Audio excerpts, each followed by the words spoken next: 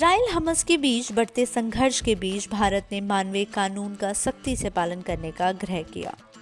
हमारी खबर Israel Hamas संघर्ष में बढ़ते तनाव के बारे में है, जिसने अंतर्राष्ट्रीय चिंता पैदा कर दी है। गाजा में एक अस्पताल पर हमले से वैश्विक आक्रोश फैलने के कुछ दिनों बाद भारत ने गुरुवार को अंतर्राष्ट्रीय मानवीय कानून का कड़ाई से पालन करने का आह्वान किया। विदेश मंत्रालय के प्रवक्ता अरिंदम बकाची ने कहा कि भारत नागरिक हताहतों और मानवीय स्थिति को लेकर चिंतित है। इस सप्ताह अस्पताल पर हुए हमले पर सवालों का जवाब देते हुए उन्होंने अपनी साप्ताहिक मीडिया ब्रीफिंग में कहा, हम अंतर्राष्ट्रीय मानवीय कानून का कड़ाई से पालन करने का आग्रह करेंगे।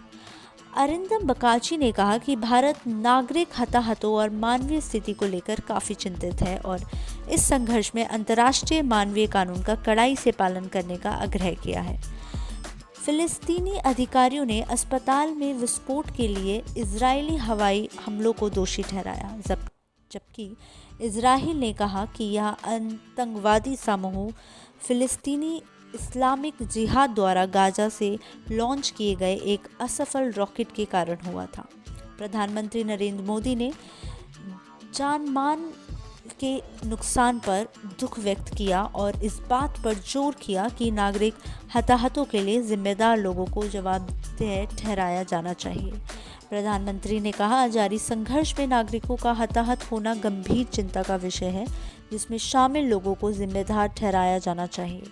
यह संघर्ष 7 अक्टूबर से गाजा से हमास आतंकवादियों द्वारा इजराइल के खिलाफ अभूतपूर्व और बहुआयामी हमलों के कारण शुरू हुआ है। इजराइल ने हमलों का बदला लेने के लिए गाजा में बड़े पैमाने पर जवाबी हमला शुरू किया है।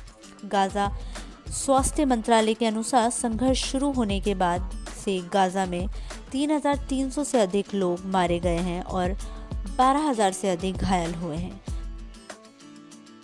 इजराइल हमास संघर्ष में स्थिति चिंताजनक बनी हुई है। अंतर्राष्ट्रीय नेता तत्काल समाधान और शांति वार्ता का आग्रह कर रहे हैं। स्थिति विकसित होने पर हम आपको अपडेट करते रहेंगे।